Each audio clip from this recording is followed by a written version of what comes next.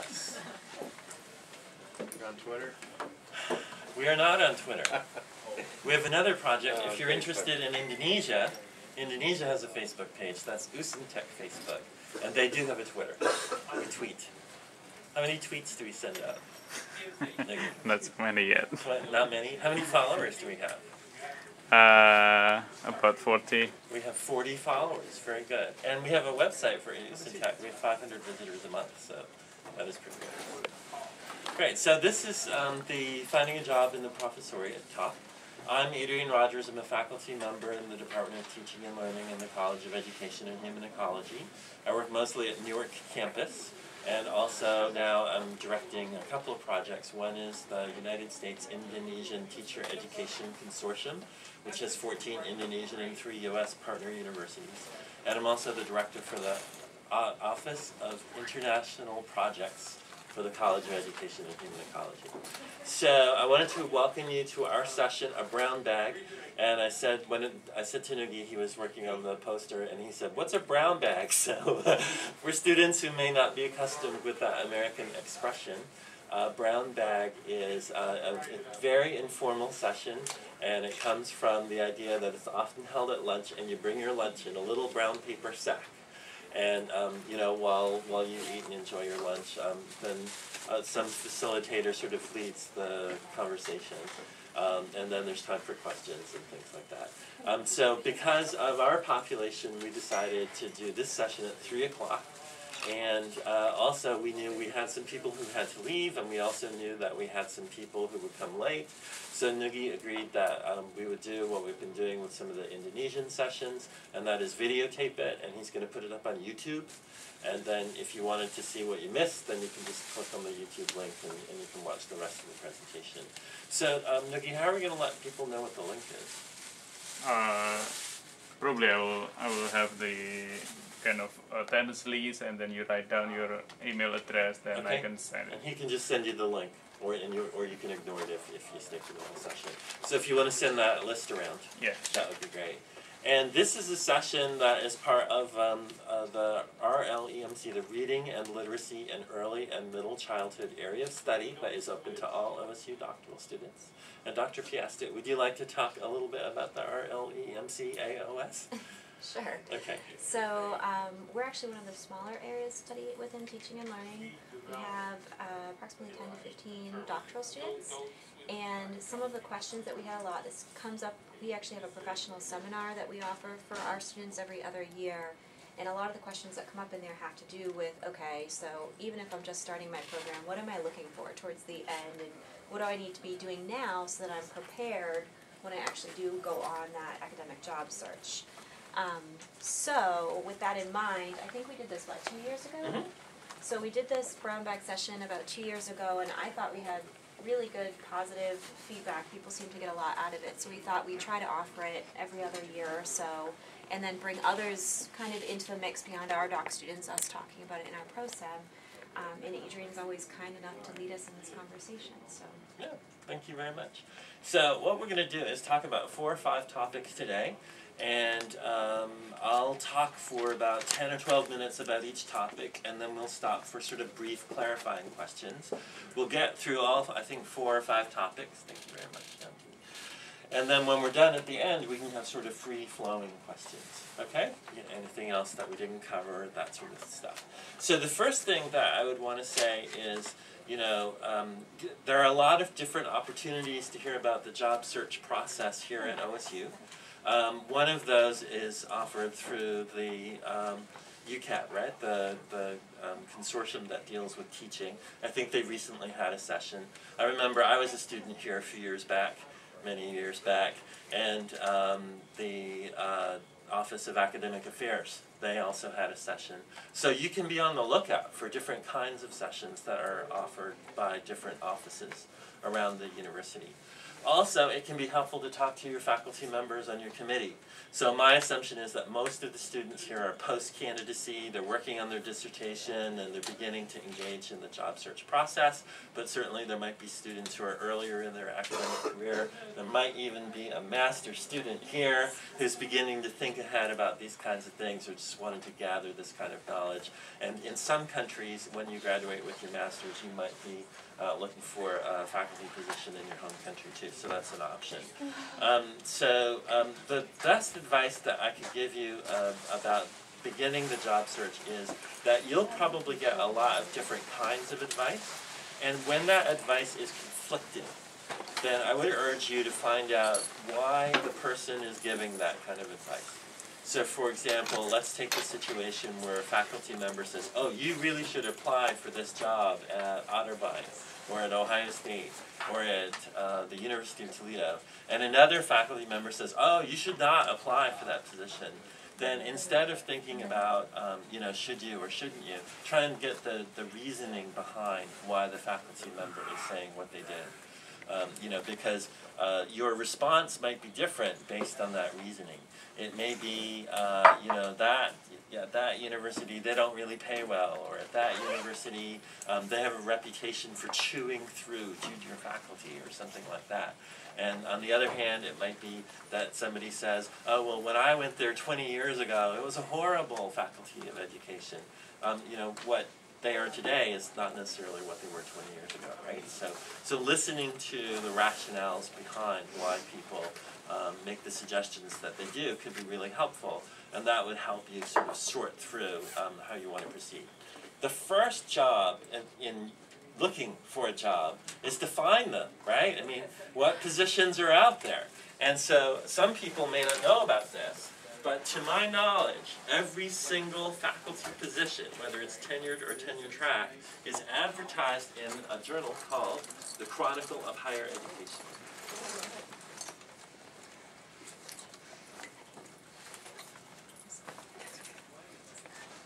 And you can look that up online, and those advertisements come out weekly. They're updated weekly, not even weekly anymore. They're updated daily now, right? Yeah, they're just sort of posted. It used to be that if you had to have, if you subscribed to the journal, you could get advanced access. I don't know if that's still true, but they're certainly updated daily. Whether you check it daily or check it weekly, I guess that would be up to you. I can't think of a position that would not be advertised in the Chronicle. Can you? No, I think pretty much everything. Yeah. So you may hear faculty members advise things like, oh, you should go to AERA, or you should go to NCTE, or some other kind of conference, and that'll be a great opportunity to network, and that'll be an opportunity for you to learn about jobs. And all of that is true, but it's not a requirement. You can certainly see all of the ads posted in the Chronicle. How many people would be interested in finding a position in Canada? 2, okay, 3, good, okay. So there, the Chronicle is updated daily, but in Canada, there is an association called the Association of Universities and Colleges of Canada, AUCC.ca, and they have a monthly publication. And so Canadian positions are advertised in that monthly publication. And if you hunt around for about 5 minutes, you should be able to find it, okay? In Canadian positions, it will always state in the position that preference is given to Canadian citizens and landed residents, or landed immigrants, which is the Canadian way of saying an American card. But ignore that if you're not a Canadian citizen, because that is sort of a requirement that they have to put in the advertisement. Certainly lots of people who are not Canadians work at Canadian universities, so don't be scared off by that.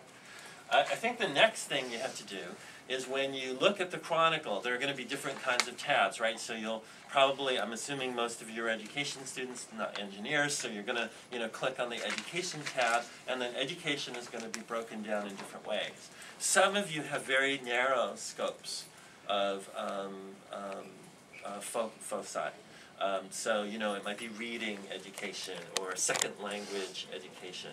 Other people may have constructed a research agenda that gives them multiple opportunities to look in different areas. For example, maybe their literacy. So literacy could include reading, but it might include children's literature. It might include elementary literacy, or it might include middle school literacy. And so for you, you might have to go to different tabs, right? The children's literature might have a tab, and the reading might have a tab, and elementary education might have a tab, and one of my areas is teacher education, so that has a tab. So you kind of have to click around a little bit to find all of those positions. So that'll be one job for you to decide. And what I would suggest is that you sort of look broadly across the tabs until you see what the pattern is, and then decide what's the optimal way for me to kind of access these positions.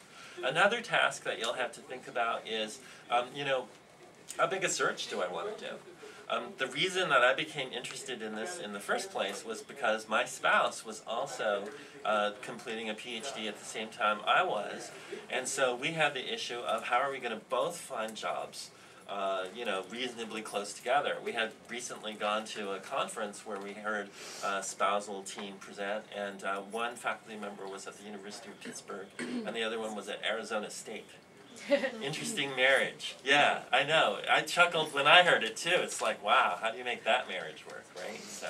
So if you go into a place and you're looking for a job, and you have a spouse or some other family member who's looking for a job, that's called the trailing spouse. We actually have a phrase for that.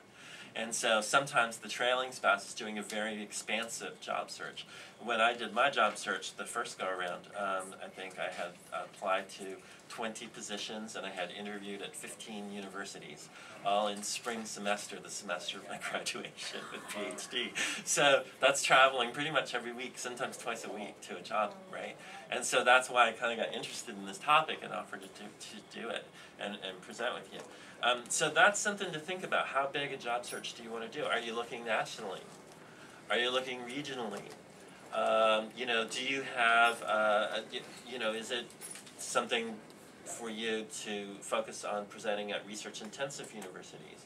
Or would you consider teaching-intensive universities? So that's something that you'll need to decide. Another thing to think about would be, when will you start applying for jobs? Well, I've noticed in looking at the Chronicle for a few years is that job advertisements tend to come in 3 waves. So wave number 1 tends to be about middle of September to early October. So even though some of those job ads might have been out for 2 or 3 weeks now, they're still out, they're still accessible, you haven't missed anything. If you haven't started, it's not too late. But my theory is that sometimes faculty members come back from the summer, maybe they've worked for 20 or 30 years at an institution, they come back from the summer and they go into HR Labor Day and say, I'm retiring next June. So if you want a replacement for me, you need to find somebody, right? Or it might be that, during August and September, administrators have met and authorized a new search. And so that the advertisement for that search gets going in September, October. I know I have heard some administrators say, we want to have first dibs.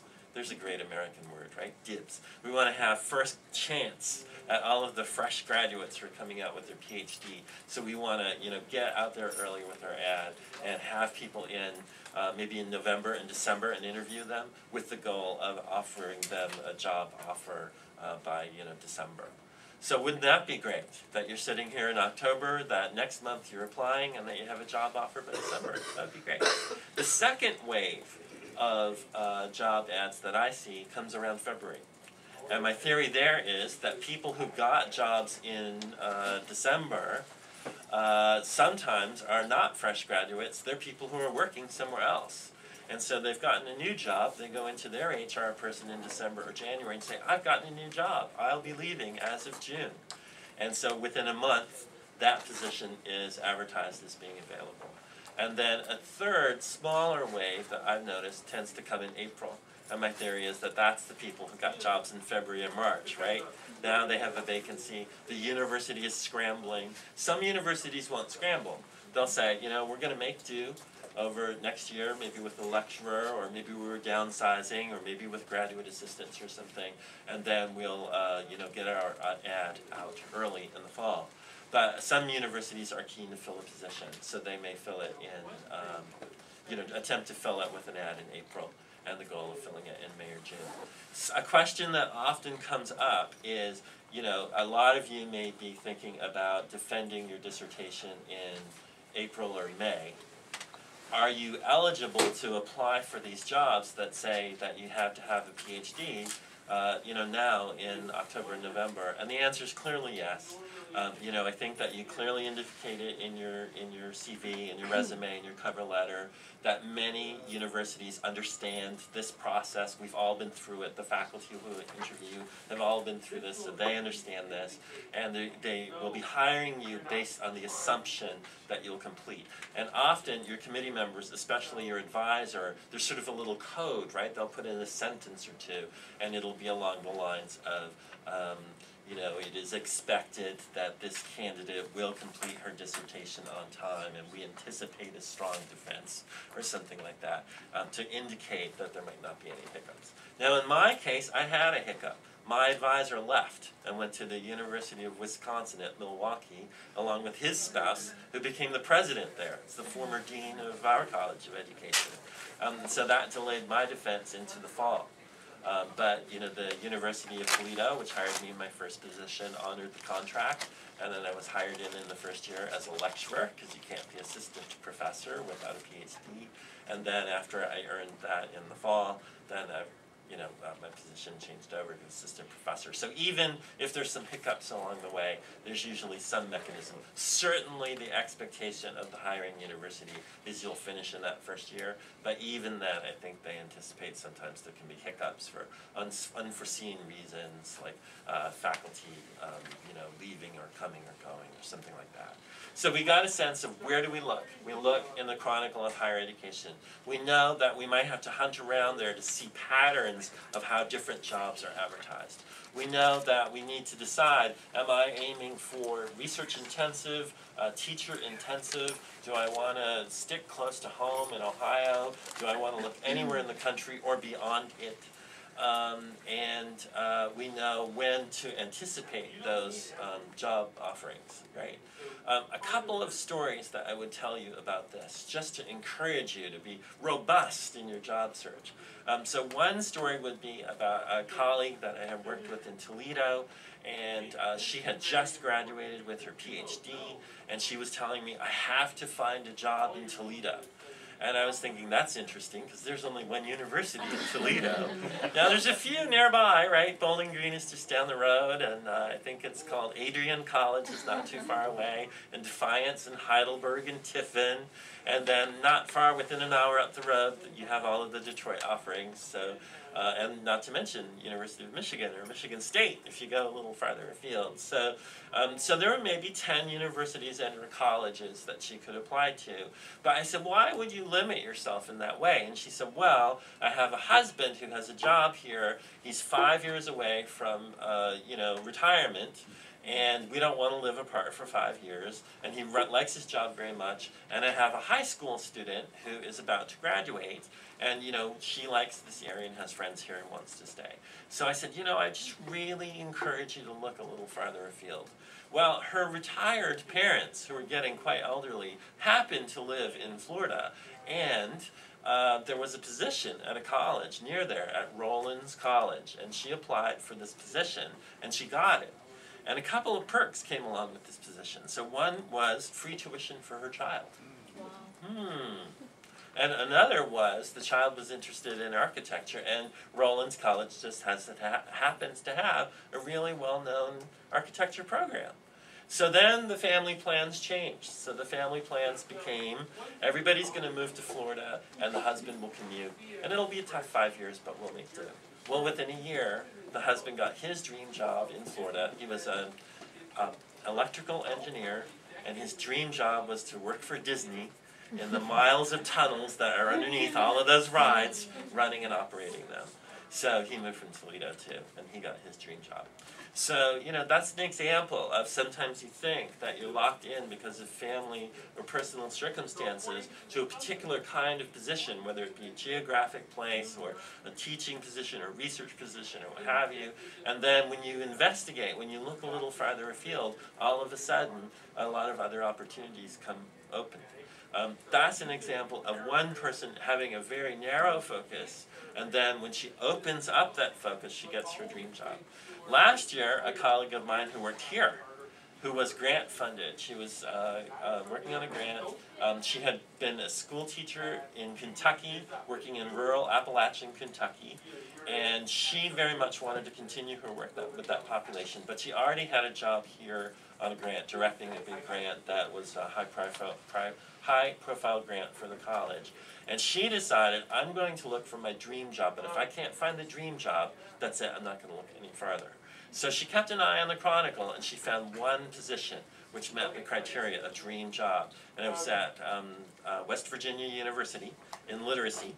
So she would have a chance to pursue literacy with Appalachian kids and teachers of Appalachian kids. She applied to one job. It was that one, and she got it.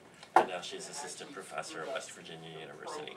So sometimes, you know, it pays to stick to your guns and narrow things down, right? So I'm not going to give you advice because I don't know you, but you'll need to think about those things in consultation with your, you know, your family, your friends, your committee, and your advisor, and hopefully that'll be of use to you. I think that kind of wraps up the how do you find the jobs.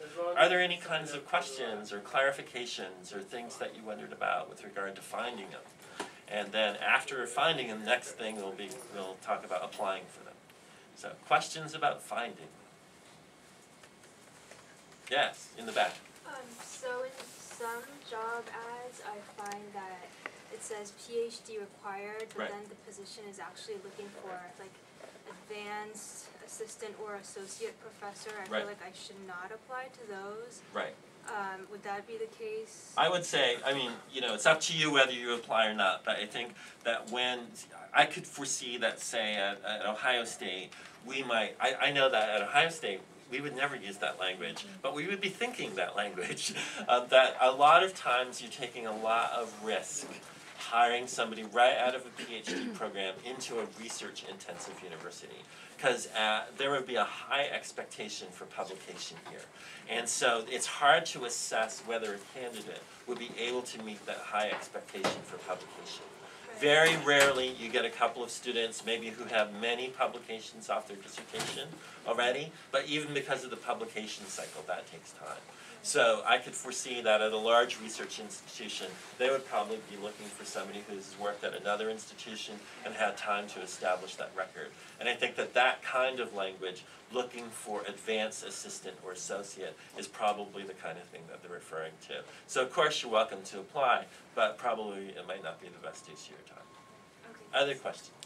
Does somebody else have one? Do you have any knowledge for the job posting in Europe? And I don't know. Does anyone know about the European situation? Or There's Australia or New Zealand? I'm just applying to jobs right now, so I have a lot of Well, I would recommend, so this is kind of interesting, because, you know, you say you have a lot of knowledge, so you could talk afterwards, but of course you might be in competition, right?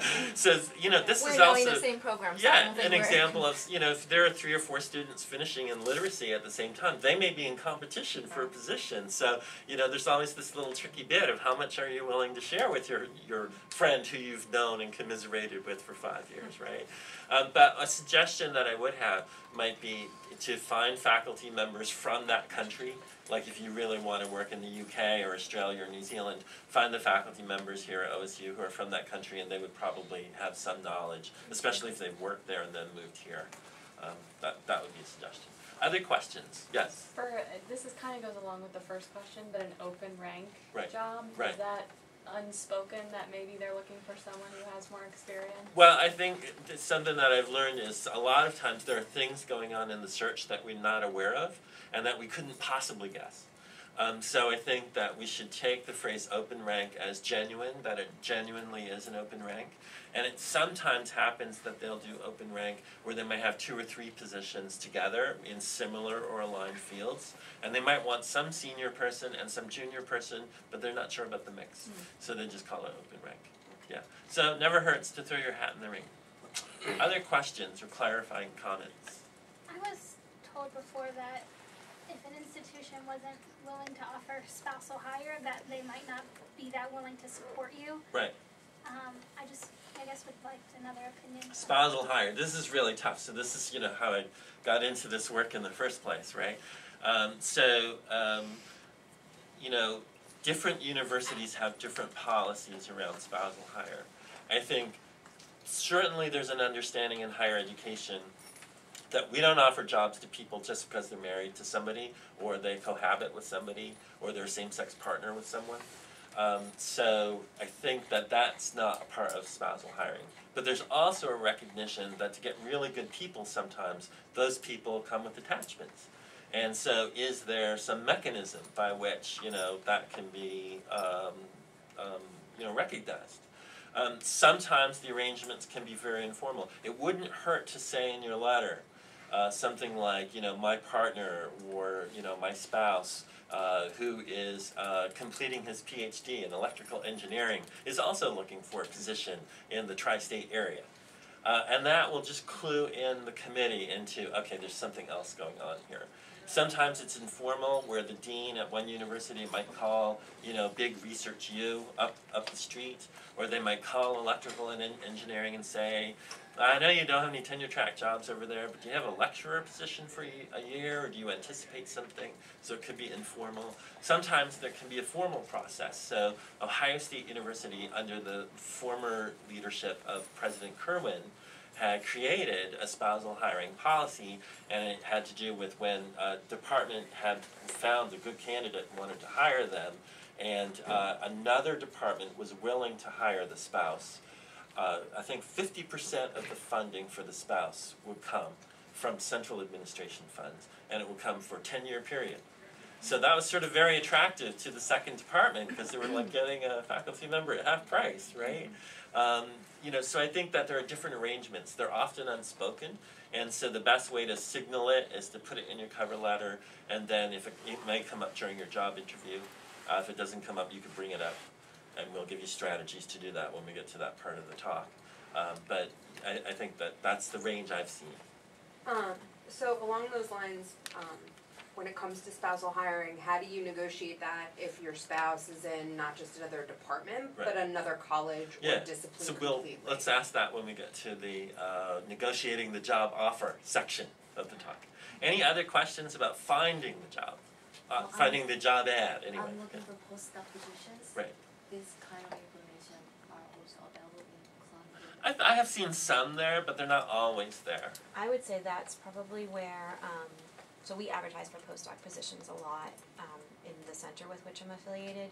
We actually do put some of our positions there, but I would also say that probably 50% of the positions are actually more word of mouth. Or those are the types of things that are coming through like a listserv from a professional organization. So we, doing reading research, ours is a scientific study of reading research, and I see probably once a week or every other week a postdoc ad come through there, but I don't think as many, and it's kind of a newer thing in education too. We haven't had a long tradition of doing postdocs. Yeah, I would say that some of the sub-disciplines, right, some have a strong tradition of that, a lot don't have a strong tradition of that. I remember a student ran into me one day and said, "You've got to hire me for a postdoc." And I said, "Why?" And they said, "Well, because I don't have one." So, so this is not really a good rationale, right, for holding a postdoc. In children's literature, I haven't really heard of a postdoc in children's literature before, right? So it's not typical in that discipline, to my knowledge. So, so I think that talking with your advisory committee, networking through professional organizations, keeping an eye on the Chronicle, and also thinking about the alternative, which is direct entry into a tenure track position, would be a way to think about this. And I just caught myself saying tenure track position. So in the United States, we generally use 4 labels for teaching in a university: lecturer, assistant professor, associate professor, and professor. Lecturer generally means a person mainly hired to teach or do some other related duties, but there is no expectation of employment beyond the first year. Sometimes they're called permanent lecturer, which means there's an understanding that they'll be rehired every year for decades, assuming adequate job performance. But there's no commitment to other kinds of work. Assistant professor means you're a probationary faculty member. That is generally the way into this work, that you're beginning, and then the probationary period will usually last 5 or 6 years, depending on how you count it. And during that time, you're expected to do certain things. achieve certain objectives with your teaching, achieve certain objectives with your service, and achieve certain objectives with your research and your writing, including publication.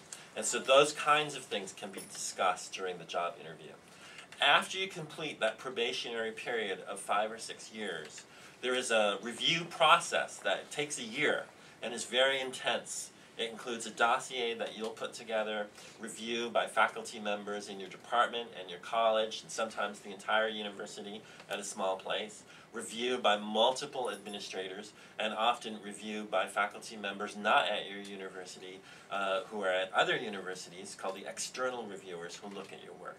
And then all of that kind of goes into this formula, this process that is different at each university. And so a decision is made by a senior university official to either grant you tenure and promotion or to deny you tenure and release you from your position.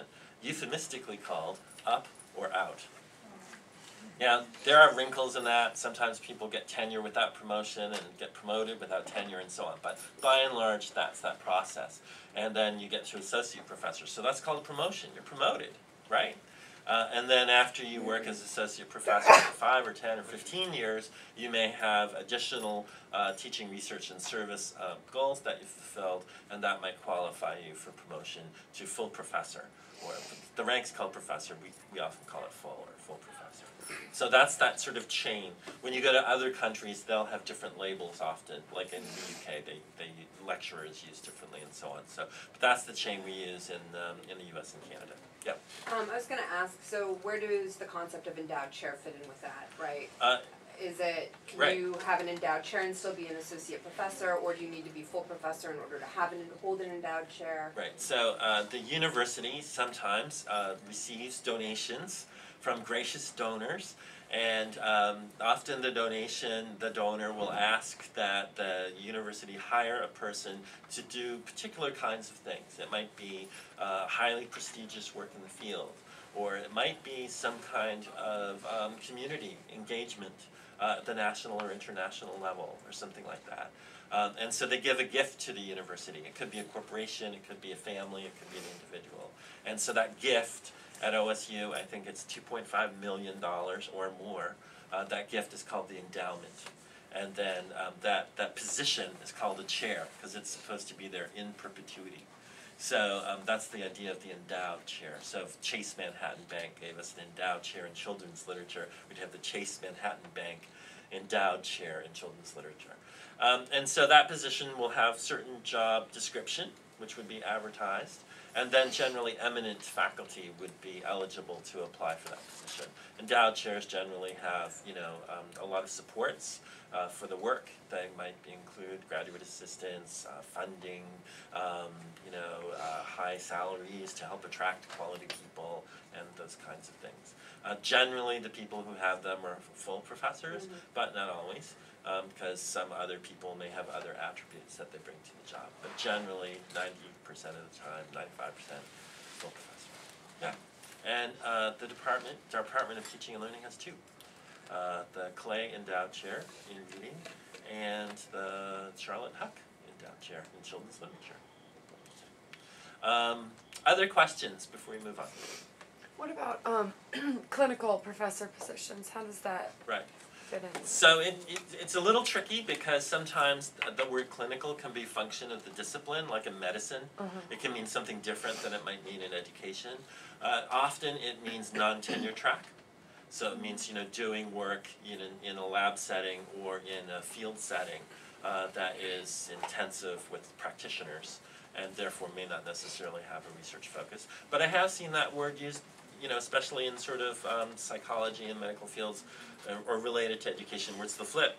The clinical work is, highly research intensive. So I think reading the description can be helpful. Do you want to add on to that, Jane? Because I know you're sort of at the nexus of that kind of stuff. I think for the most part I've seen it, and especially we now have clinical track faculty, but it is more, it's not here at least, it's not research intensive. It is more, I think they generally here teach, and then they take a really important role in kind of leading the teaching supervision, things like that are happening out in classrooms and fields for our pre-service teachers. But it's maybe like a step more committed than the lecture, would you say that, or no? Not necessarily, Not because it can be a necessarily. function of the institution. Okay. Yeah. I mean, some places maybe, but some places maybe not. So, yeah. You know, those are very loose. Those terms are used more loosely than assistant, associate, and professor. Right. Yeah. Other questions? It's usually not tenured, but sometimes you could have like a 5-year contract as a clinical professor. So I would agree with you. You maybe have a little more security, but it's still not a tenure track position. Like you have like a 5-year contract. Okay. Other questions? Okay, good. So, we know where to find it. Now the next thing that we need to do is how to apply.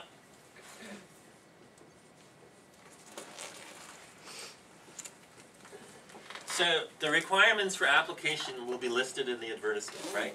They generally include a cover letter, a vita, which is a fancy, or curriculum vitae, which is, or CV, which is a fancy way of saying a resume. And then generally you'll need references, and those references I would recommend should be listed in your vita, often on a separate page. So maybe you'll have the cover letter and then a page with references at the top and the full contact information for the people who are going to be your referees. So you've got cover letter, vita, your references. They may also ask for additional kinds of documentation. These kinds of documentation can include a writing sample or publication, evidence of quality teaching. So if you think about teaching, research, and service, evidence of quality teaching might be things like SEIs, or student evaluations of instruction, narrative comments from said SEIs. It might be evaluations that a supervisor has written up for you, or a faculty member has written for you if you were being a TA here. For some of you who might have been school teachers before, or been active in other instructional opportunities, it might be evaluations from previous work. Generally, you want your things to be more current, but showing teaching excellence over time is not a bad thing. So, you know, I wouldn't put in a teaching evaluation from 25 years ago, but from one from 5 years ago when I was a school teacher, yeah, maybe I would consider that, especially if you were going to be active in pre-service teacher preparation as part of the job. So that would be it for teaching. And then in terms of research, it might be activity on research grants, small startup research grants you might have gotten as a doctoral student or as a partner on doctoral student work, or travel grants. And it might also be, you know, publications or things like that. I think those would be the main things. Now, what I have noticed when you have a fairly broad focus, so my areas originally were English education, drama education, and teacher education. So I used to have to look in different areas for my positions, right? They would kind of come up in 3 different categories. Well, if the position was drama education, I would use different references and write a different cover letter than if it was teacher education and I was going to be working mostly supervising second-year field experience for 19-year-olds. Do I want to be a teacher or not? You know, doing that kind of stuff. Then I might have different references for that, and you know, maybe a different letter for that. And I would highlight different kinds of experiences for that. So at first, when you're looking, if you have sort of a broad foci and you're looking across, you know, 2 and 3 and 4 jobs, it can be a little time-consuming because you're writing different cover letters, you're honing your vita in different ways, you might have different support documents to do, you might have different references to get. But then if you're doing a big search and you're going through like 10 and 12 and 15 and 18 jobs, then you know, you'll notice that, you know, jobs 6 and 12 and 15 are a lot like the first one. And jobs 13 and 17 are a lot like the second one. So it becomes pretty easy to bang these out really fast, right? Also, your references can be a little bit tricky because some people will insist on writing that letter per job, and so it takes them some time to write that letter. And then other folks, you know, I know as a faculty member, I'll often just give like, you know, half a ream of letterhead to a student and say, here's the electronic template, here's my electronic signature, customize the job, the letter to the job position, and you know, send it, because I don't have time to keep up with it. So different faculty members will have sort of different stances on that. So you'll figure out, right, over time what their position is. But you want to give them a few weeks. Now we're used to kind of having to turn these around a little bit quick, but quick in academia is like 2 weeks, not 2 days. And then, you'll notice some faculty members are better at doing that than others. So, you need a reference, a letter of reference from somebody who's going to write it, not from somebody who says they'll write it, right? Yeah, so you have to make your decisions about that. The other thing that I would say is that a small number of universities now are insisting on electronic submission from the faculty member. So in that case, I say, write me the letter and email it and send me the instructions for upload, and I can upload it. And then, when I'm going through my 80 emails I got since lunch, then that's pretty easy for me to do. So trying to support and help the faculty member in being organized in your job search, not theirs, can be really helpful. Generally the cover letter will be about 1.5 pages. What you could do is talk to, it's not 5 pages, okay? What you could do is talk with, your advisor or other recently graduated students or at UCAT to see some samples of cover letters. In cover letters, you're generally going to allude to some of the things in the job ad.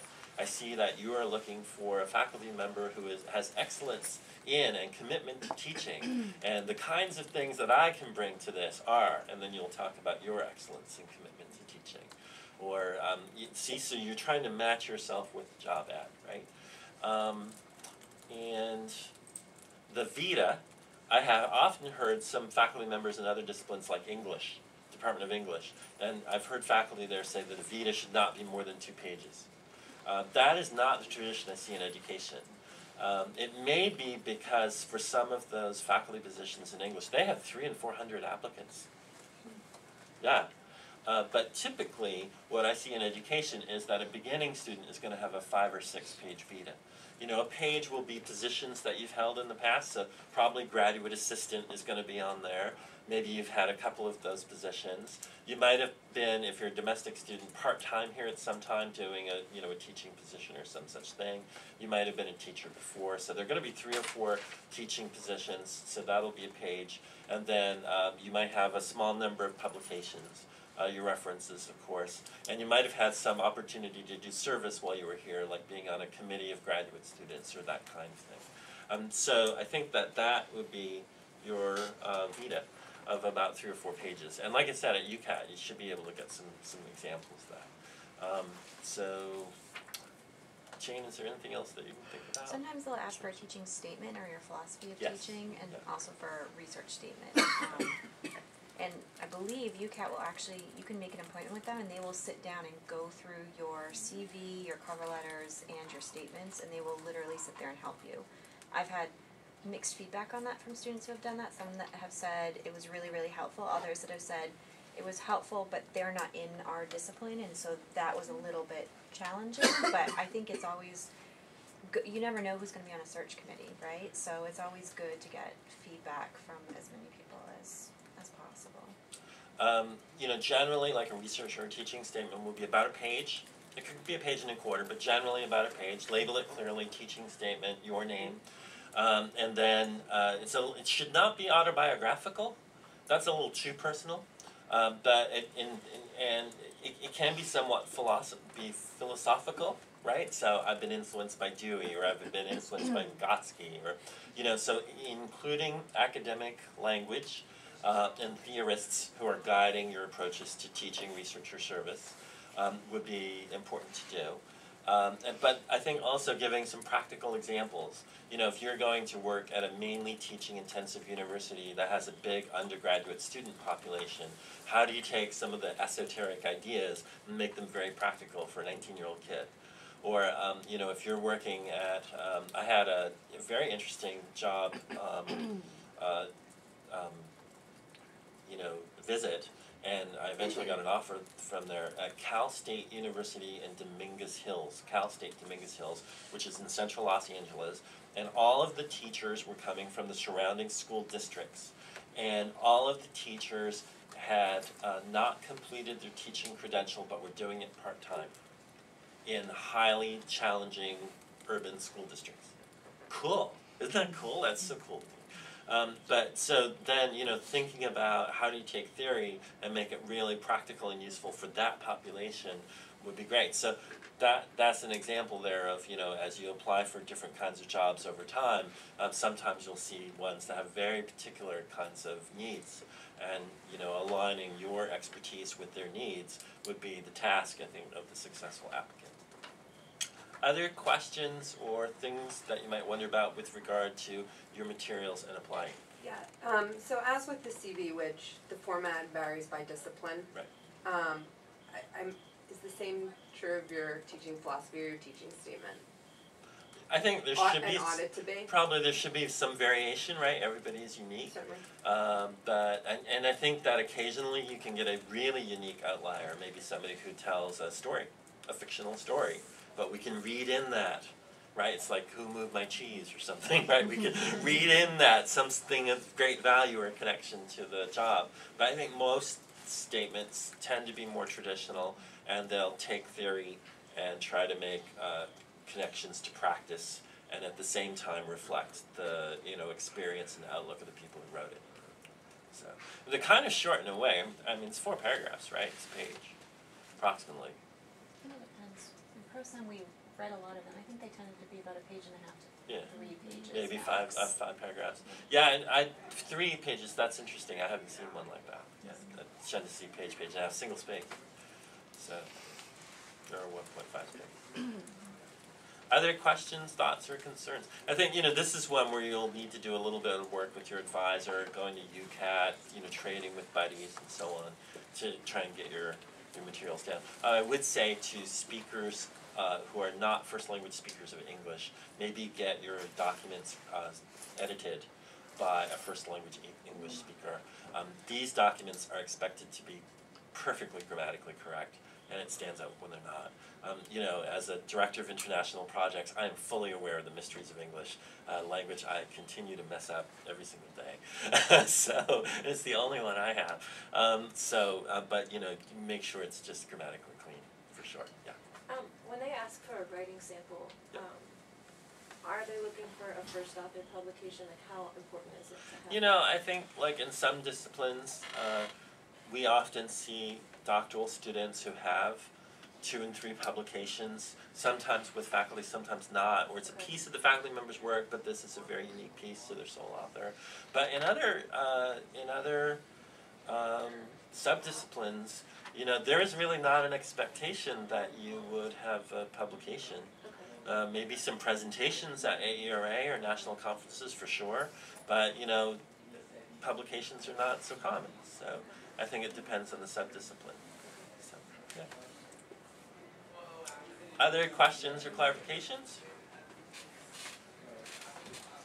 All right, so now the third phase, you get to relax, analyze your data, you get to think about your dissertation while somebody else is looking at your application materials. But before we talk about that, yes? I did have one real quick. I just got a job listing, and they were asking for 5 references. Yeah.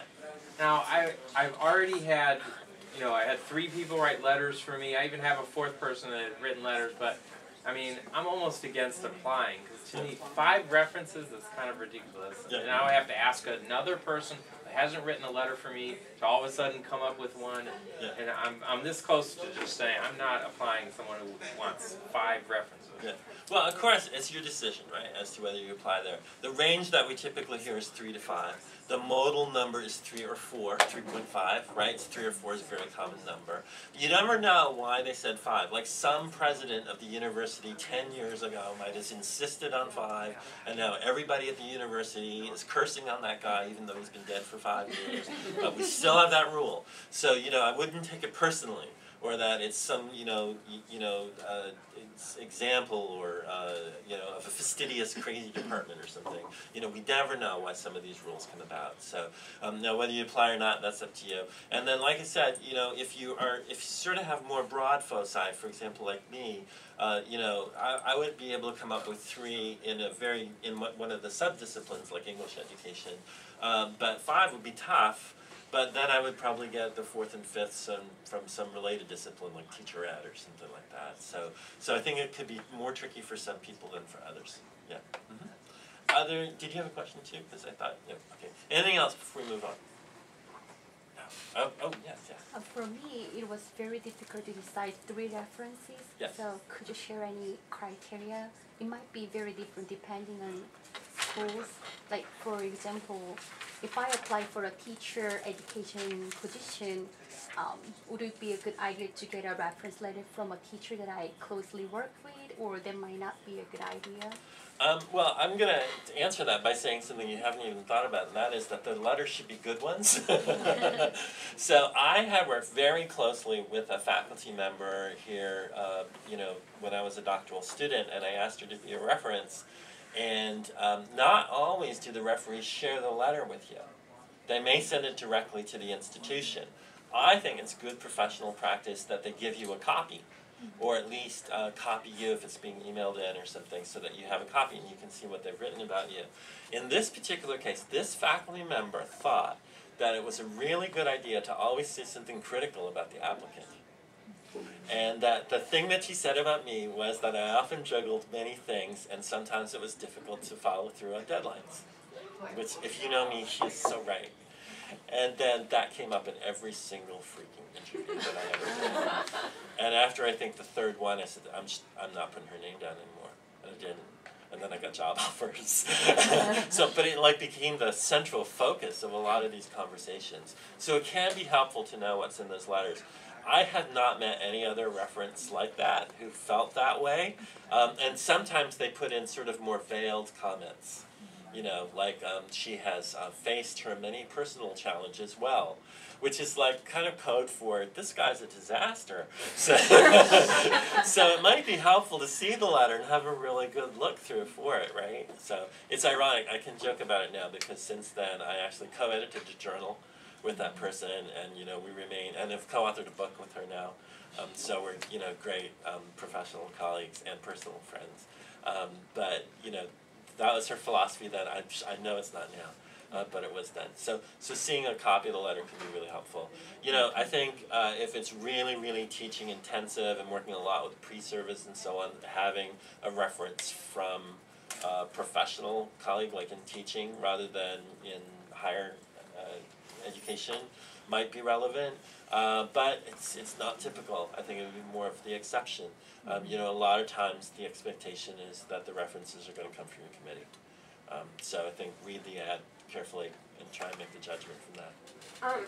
So out of curiosity, what is your view on using recommenders who ask their students to write the letter that they then just sign off? Yeah, I have no objection to that. I've had a number of referees ask me to do that. I think that there are different philosophies on that. One is they're just too busy to get it done, so they'd rather you do it. And it's not that they have, that they're only partially committed to you, or that they have not less interest in you, or anything like that. I think they just know, I'm just not going to get this done. Second philosophy is that you know your stuff best. And often I worked with an eminent faculty member for whom I served as a GA, and that person asked me to write my own letter, and then the person would embellish. That was the word this person used. But I even knew the tone that this person would use in emails and communications, so I could write like that person. So it's kind of an interesting exercise to do, right?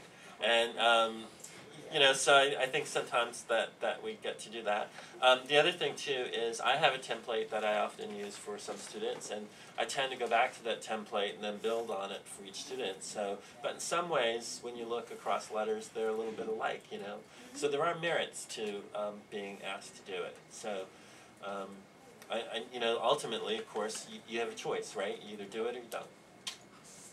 But I just wanted to fill in some pieces maybe you hadn't thought about. So, sure. Yeah. Any other questions by way of clarification? Okay. We have conversation time at the end, too. So we keep moving on. So the third part now, you get to relax, right? Sit back, curl up by the fire, take your time with your dissertation. Oh, you have so many weeks left. You know, because one of your faculty members is retiring forever, and if you don't get done by June, they're out. All of these different kinds of pressures that you're placed under. So what is happening while you're sitting back, relaxing, drinking cool, chilled lemonade, is a committee at the university will be meeting, looking at your stuff. And that committee is called the Search Committee. So, you know, at a larger university, the search committee will often have a number of experts in your field. So if we had a search committee on children's literature, we would expect that many of the committee members would be in children's literature, right?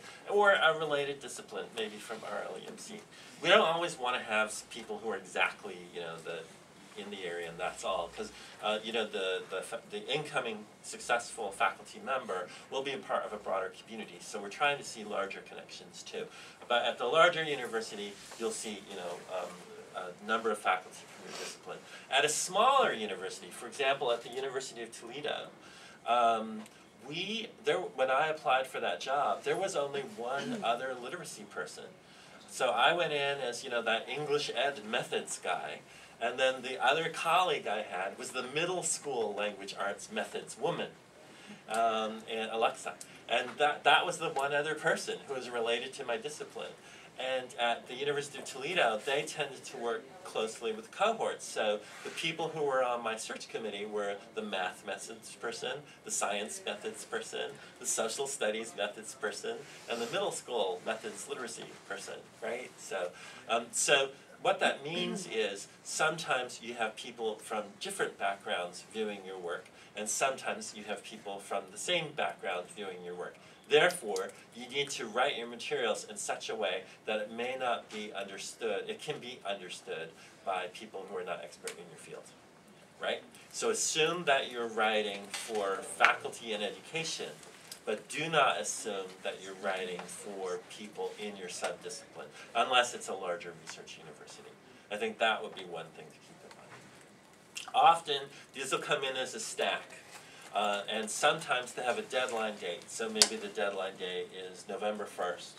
And so November 7th, the faculty members will sit down. Sometimes they sit down as a group and read them, or they will read them independently and then sort of rank order them or something like that.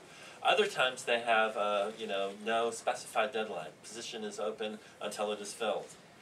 So again, they'll still meet. Maybe they'll meet November 1st, and then but they're still open to, you know, a late application, right? So they look at it, and they'll rank order it, and then they'll discuss that rank ordering with each other, and they'll probably come up with a short list. That list is often shared with the department chair, and it might be shared with the dean. I think it would certainly be shared with the dean and other relevant stakeholders in the unit, whether it's a department or a college. And then based on that, they'll begin to call people. Is there anything else that you would say about that process, Shane? No, I think the big one is to know that you're writing for a broader audience, define terminology and things like that. I will say, you know, curious, weird things can happen, right?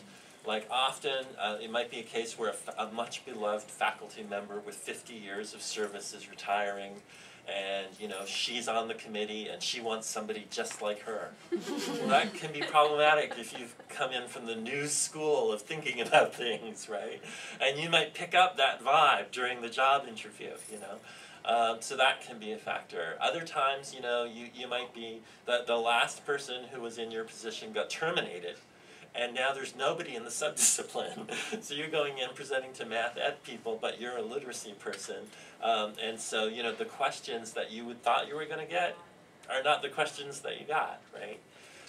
Different universities have different ways of doing this. Sometimes they'll do a phone interview, although I've noticed that's not all that common, but it's becoming a little bit more common as travel expenses